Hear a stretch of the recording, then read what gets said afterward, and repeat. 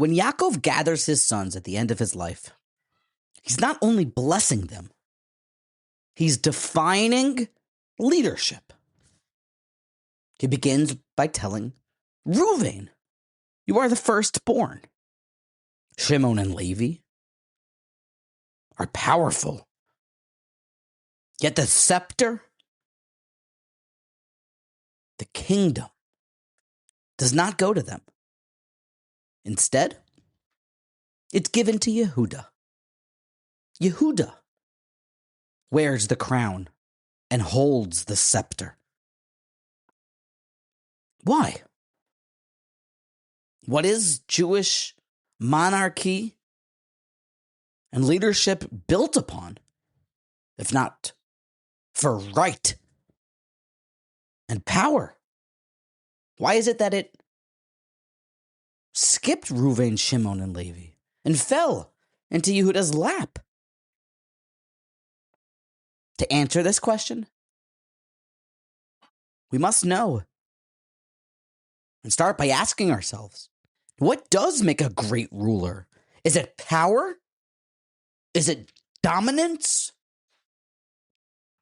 Is it a right to the throne or simple authority? No. No. And no. The Torah offers a radically different answer. True leadership, if you want to be the next great king or the next great Jewish leader, it does not begin by controlling others. It begins by controlling one's self. As we will soon see from Yaakov's blessings, through Yehudah's self-mastery and some touch-ups of philosophy by the Kuzari that we're about to discuss, we will discover that the greatest moshel, the greatest Jewish leader, is not a tyrant, but rather someone who has mastered himself and is nothing but a servant of truth. Vayikra Yaakov el banav vayomer he'osvu v'yagida lochem eis asher yikra eschem ba'acheres hayomim. And Yaakov called his sons and said, come together, that I may tell you what is to befall you in the days to come. They gathered. They assembled. They hearken, O sons of Jacob. Hearken to Israel, your father. Reuven, Yaakov begins, you're my firstborn, my might, my first fruit of my vigor, exceeding in rank and exceeding in honor, but unstable as water, and you shall no longer excel. For when you mounted your father's bed, you brought disgrace. My couch he mounted. Shimeon and Levi, you're a pair. Your weapons are tools of borrowed lawlessness. Let not my person be included in their council. Let not my person, continues Yaakov, be counted in Shimeon and Levi's assembly. For when angry, this duo slay a man, and when pleased, they maim an ox. Cursed be their anger, it is so fierce, and their wrath so relentless. I will divide them in Yaakov. Then comes Yehudah. You can imagine that at this point, after the harsh rebuke that the sons have gotten up to this point, Yehudah's probably shying away, not wanting to endure the wrath of these blessings of Yaakov Avinu, these nuggets and droplets of truth. Then things take a little bit of a different turn. Yehudah continues, Yaakov, Ata yoiducha achecha, your brothers shall praise you. Yodcha ba'oiref oivecha, your hand shall be on the nape of your foes, wherever the nape is. Yishtachavu lecha b'nei avicha, your father's sons shall bow low to you. And wait for it, here's the big kicker, and the pasuk we're going to unpack with the help of Hashem. Gur Aryeh Yehudah. Yehudah is a lion's whelp. Whatever that means. Miteref bani Elisa. On prey, my son, have you grown? Have you risen? Kora rovatz ka'aryeh uchelovi mi yikimenu. Yehudah, you crouch and lie down like a lion, like a lioness who dare rouse him. Yaakov continues, Lo yasor shevet mi Yehudah. Therefore, the scepter shall not depart from the tribe of Yehudah. Umichoykek mi bein raglov, nor the ruler's staff from between his feet. Ad ki yavai shila velo yikahos amim, so that tribute shall come to him, and the homage of peoples be Yehudah's. It is Yehudah who is knighted, who is to be the monarch tribe of Jewish people until Asid Lavo, and even then, perhaps he will still be ruling. The scepter will never leave his neighborhood. Why? Why did Yaakov not give it to the Reubenites, the Shimeonites, or the Levites? He tells us. Because Gur Aryeh Yehudah, Miteref Boni Elisa. You know what makes a good leader? You know who is deserving of the crown? Somebody that on prey, my son, you have grown. Now that's a terrible explanation because we don't know what that means. Thank God for Rashi. Zokt Rashi. Listen here. What does it mean, Bani Elisa? My son, you have risen from the prey. Salakta es atzmecha. Va'omarta ma betza. Yehudah was the one from that murderous deed that he withdrew. When the brothers were ganging up on Yosef to kill him, Yosef said in Parakeh, what profit? Profit, Profit. What profit, what gain is there if we slay our brother? Yehudah was the one who spoke up and literally saved the lives of Yosef and the future Jews that would come from him. He said, Ma betza. He rose up. He rose up from the prey. What does that mean, the prey in this context? Rashi's explaining. It was Yosef when he spoke out to save Yosef's life in the face of his brothers who had paskined that Yosef was chayiv misa to get the death penalty. But Rashi's not done. Yosef continued to stand up for what was right. Correction. Yehudah continued to stand up for what was right when he acted v'chein baharigas Tamar, shahoda, by the murdering of Tamar. Remember? Aye kadesha hi be'einayim. Where is Tamar? She's now expectant of a child, even though she's out of wedlock. She was chayiv misa and she was being walked to death row.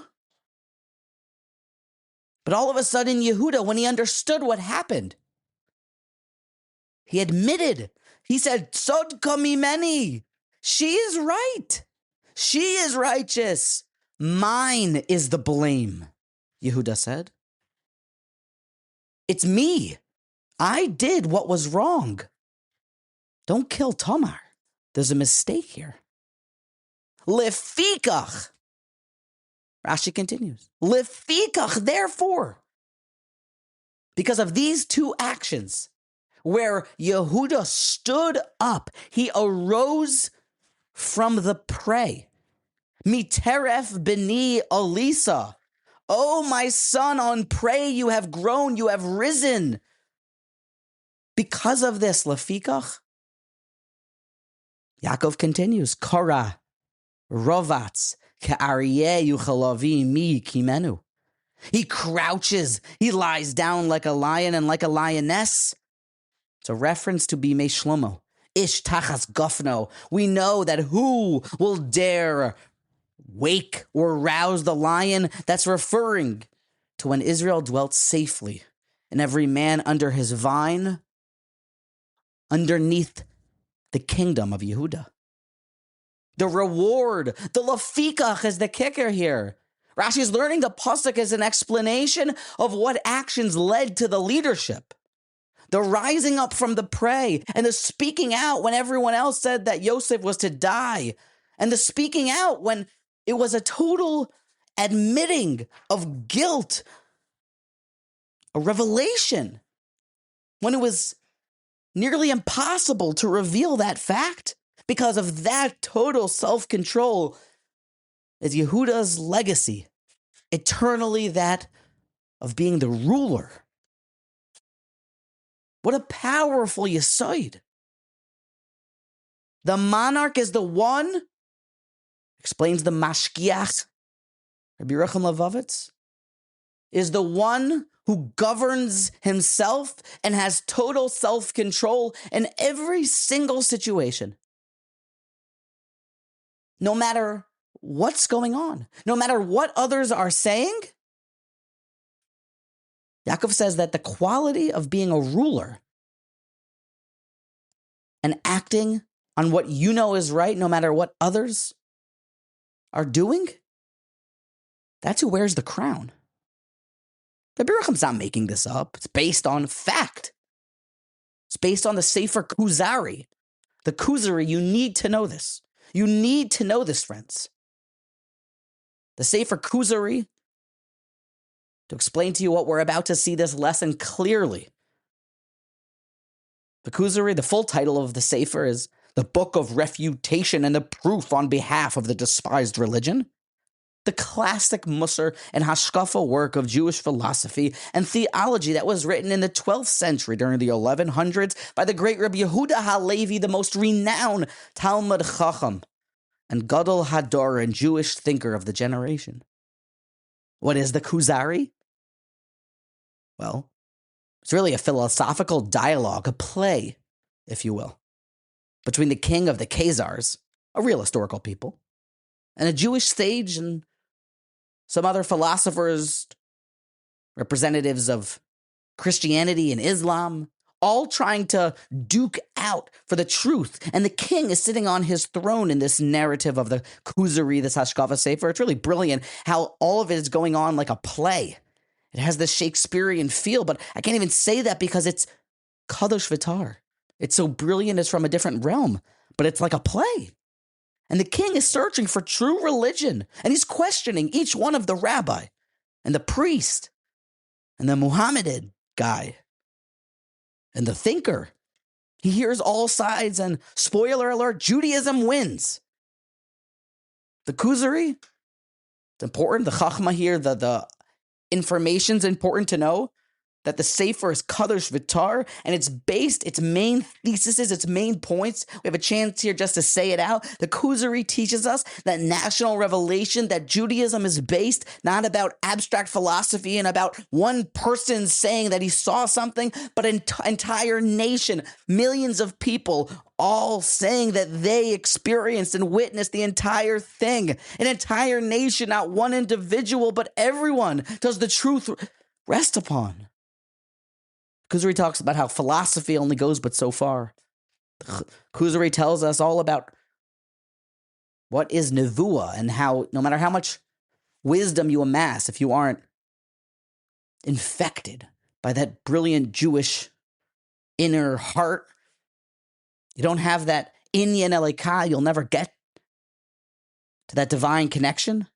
It's based on the spiritual specialness that happened when we all were present at that moment at Kabbalas HaTorah. That's what lit up our spark to enable prophecy. The Kuzari is very much based about Judaism and Torah is lived in practice. The Kuzari is all about that belief and philosophy is not what's important, but what you do. The commandments. Precision in halacha is what life's about. These are obviously some of the most critical points of Judaism. But tucked away in essay number 3, in chapter number 3 of the Kuzari, there's this wondrous back and forth that happens between the Kuzari, the Khazar, and the rabbi. Omar HaKuzari. We'll pick up in the middle here. Paragraph 1 was all about finding your happy place and what true Kedusha is. Paragraph 2 for the run-up was all about solitude and wanting to be alone with true pleasures in life, like holiness. And here we go with paragraph 3. Amar HaKuzari Imkain, if so, this is what Kedusha is. Saper li Maisa HaChassid, Shebachem Hayom. Give a description of what goes on in the life of a pious man at the present time. Amar HaChaver. So the rabbi, the friend, says, HaChassid hu anizar b'midyanaso. Mishar mechalik l'chol ha'nasheha, terpim v'chol sivkim. A pious man is a guardian of his country. The rabbi continues to say, he's one, the chassid is, who gives to his inhabitants provisions. He provides for all his constituents, all of the serfs, all of the common folks' needs. He is so just that he wrongs no one. He rules in a way that nor does he grant anyone more than each one of his citizens do. Then, when he requires his citizens' action, he finds them obedient to his call, his orders. They execute. And if he forbids, they abstain. The Kuzari barks back. Omar Kuzari ala chassid she'elaticha. I asked you, Rabbi, concerning a chassid. Lo al moshel? I asked you for what it's like to be living life as a chassid. Why are you telling me what life is like? As a ruler, as a prince. Omar HaChaver. The rabbi responds, HaChassid hu mi shehu moshel. The chassid is one who rules. A pious man is nothing but a prince who is obeyed by his senses. Nishma bechusha v'koichoisa v'anafshiyam v'hagufiyim umanhigam anhoga hagufis. His mental, as well as his physical faculties, which he governs his reality. As it's written, this is the chassid because, quote, Umoshel beruchel meloked ir, that he that ruleth his spirit, he who rules his life, his temptations, is better than one that taketh thy entire city. Vehu. And therefore the Kuzari continues. Vehu amuchan lememshala. This person is fit to rule. Because if he were the prince of a country, he would be as just as he is to his body and his soul. He subdues his passions, keeping his passions in bonds, keeping his temptations at bay. He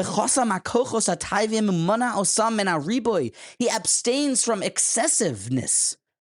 After he gives each one of his senses, each one of his forms of pleasure, he gives them their minimal need. He gives them what they require: food, drink, warmth. He makes sure that he isn't missing even the slightest bit. Every one of his senses is taken care of. It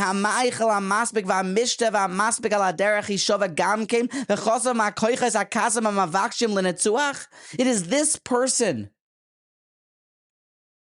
who has total ownership over his body and subdues his desire for power,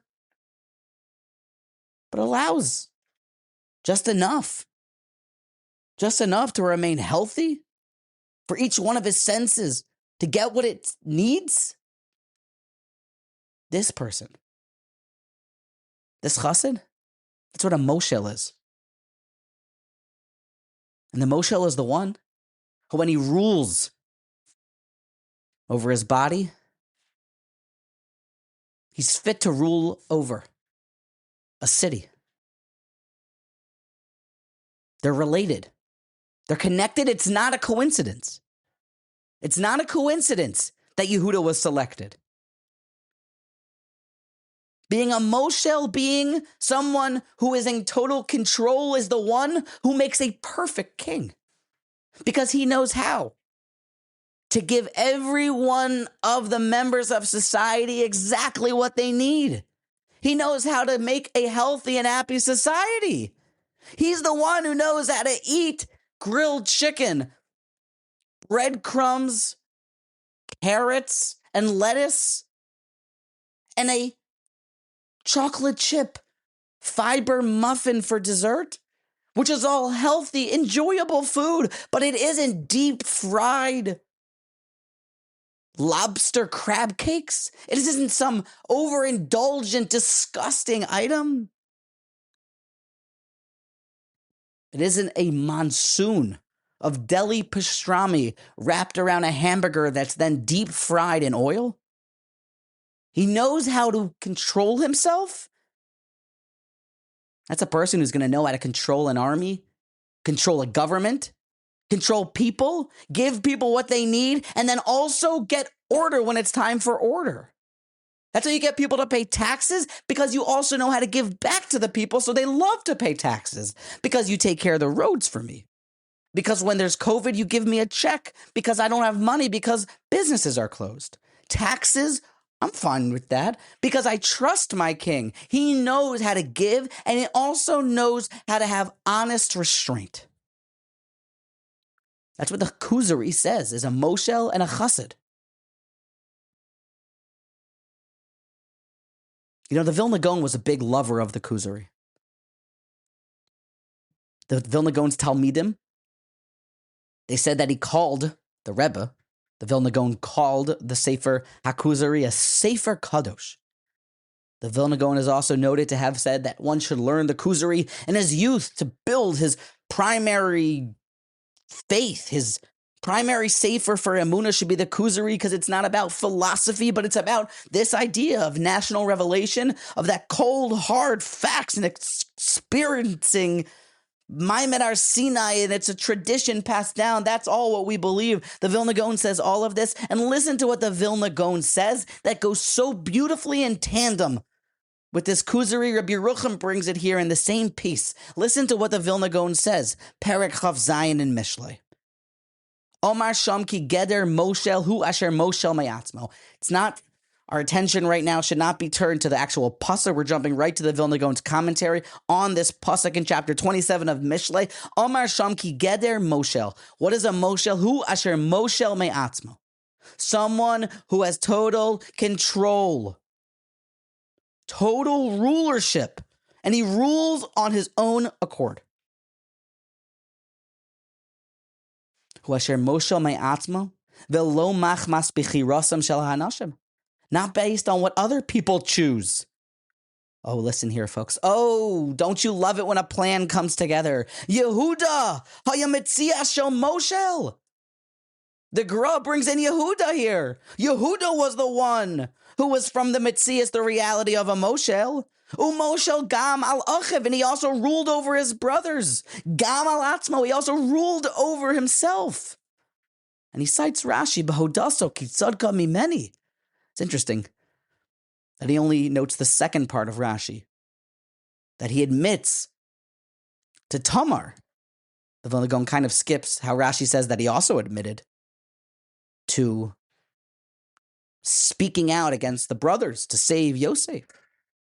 But don't you see here how the Vilna Gaon is wrapping up everything? We see from the beginning, we see how Yaakov crowned Yehudah, and we know this Rashi, that the way we learn it is because of his rulership on himself.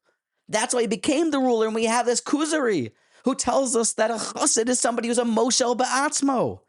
And that's his answer to the Kuzari when he says that I asked you for the story of a chassid's day, not the story of a moshel's day. It's the same thing. And that's what the Vilna Gaon is saying here. Yehudah's in charge because Yehudah's in charge. And the Gra finishes. V'chein targum gam unkelis. The great proselyte, the one who translated the Torah, the nephew of Titus, you should know. He translates the Torah on our pasuk. Yes, our pasuk where we began. When Yaakov says about Yehudah, that Yehudah ata yaducha achecha, your brothers will know you. You're going to be in charge. You know what Unkelis says? Because Yehudah at Odessa, velo behesasa, bach yodun. Yehudah, your brothers will praise you. Why will they praise you? At Odessa. What does it mean that they will know you? It means they will praise you. Why? Because you admitted, you confessed, and you weren't ashamed. That's the midah of Malchus. That you know, no matter what people will say, you have to admit you have the freedom of will and the freedom of speech to do what needs to be done, no matter what others will say. Total control is Yehudah's midah, and total control and dominion over physical pleasures and indulgences and the ability to stand up and do what is right when others have chosen to do else, to do other, to do something different, something that's wrong, even if everyone is doing it. The midah of Yehudah, to choose to do the right thing and to rule over yourself and to think as a free thinker and to do what is right, that is who is primally situated and ready to be the next great Jewish leader and king. We have so much excess in 2025.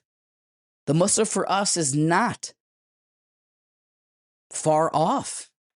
When we're honest with ourselves, who can honestly say that they only take what they need to satisfy their cravings? Doesn't mean you have to have minimal amounts of food.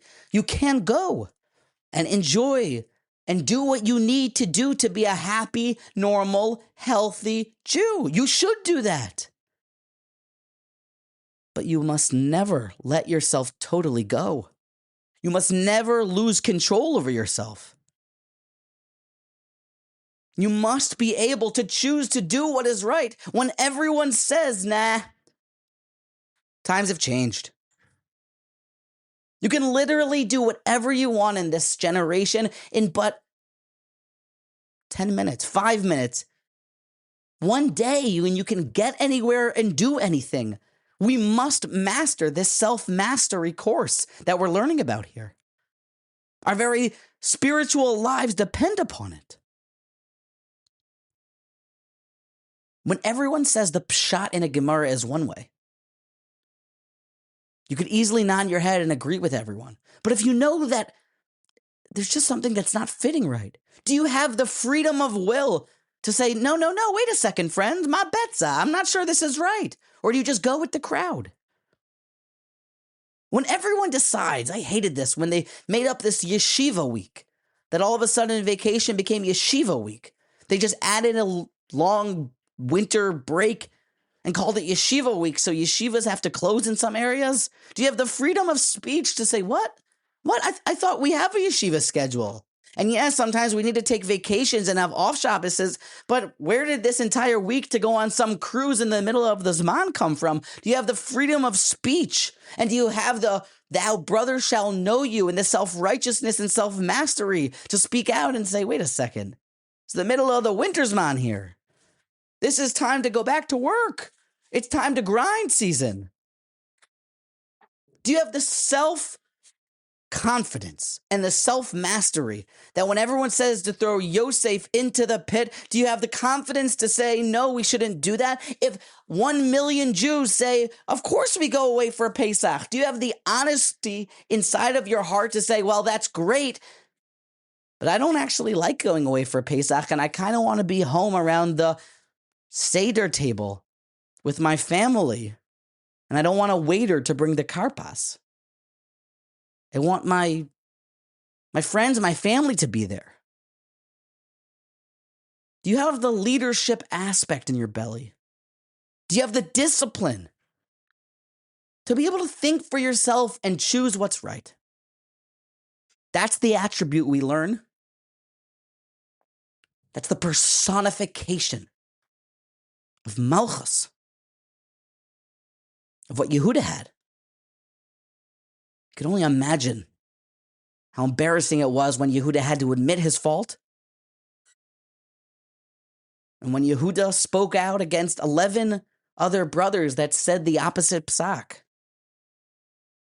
This is what it takes, friends. We have to rule ourselves. In 2025, this isn't just a nice leadership qualification, but it very much the ability to rule yourself, rule your senses, rule your impulses, be able to find inner peace, to be able to say no to things, to be able to let urges pass, and to be able to say no. We need this attribute to be healthy, happy Jews, to have boundaries. Take the lesson that Yaakov taught us, that the Kuzari built upon and elaborated upon and explained, that the Vilna Gaon, literally, he wove all of it together for us, cited and brought together here by Rabbi Reuven. I beg of you that we all take a moment to ask ourselves, where have we let ourselves go? What are others doing that I'm just following, even though I really don't need to follow them because I don't believe in it? Where can we learn to really grab our freedom of choice back? Where in our lives can we become free thinkers again? This is what leadership's about. This is what being a ruler is about.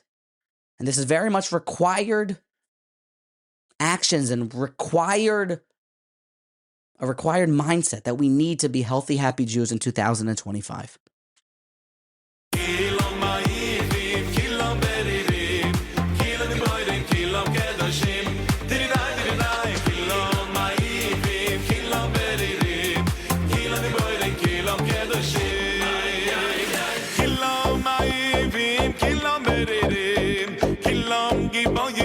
Kilam kedosh